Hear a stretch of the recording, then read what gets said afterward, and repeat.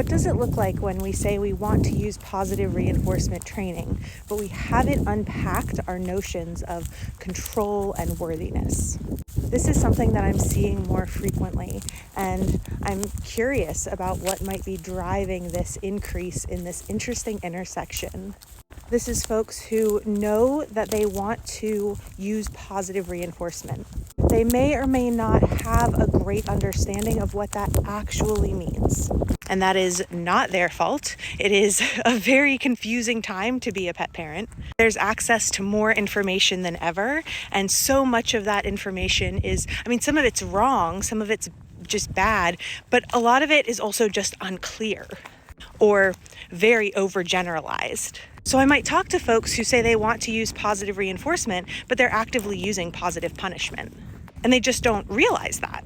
And this is, again, positive reinforcement has become such a buzzword. You'll see compulsion-based trainers using it on their websites. And so I think this is where this broad generalization of the term positive reinforcement and this lack of nuance can be really harmful, because if we don't even recognize that we need to examine sort of that surface level definition of what we mean by positive reinforcement or force-free or whatever it is, we're certainly not going to be able to get to those deeper layers.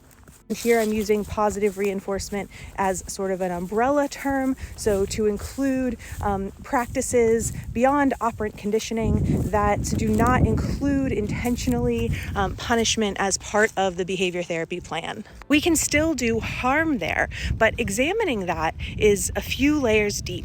We can micromanage our dogs with a kind tone and food and a harness. We can set the standard of success to be a dog who does what we say when we say it, even if we get there using treats. We can set the standard that our dog no longer have big feelings and really beat ourselves up when that doesn't work and our dog still has feelings. We can still become resentful of our dog's behavior as if we're locked in some kind of power play with them. We can still believe that behavior is a metric of well-being.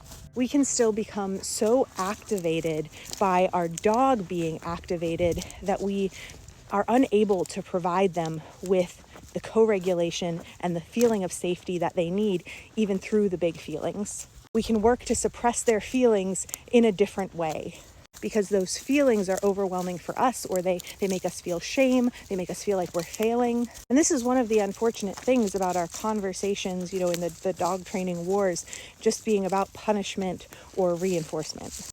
We know that behavior therapy goes way beyond the operant, but most of the time we are just scratching the surface on how deep that shift really goes.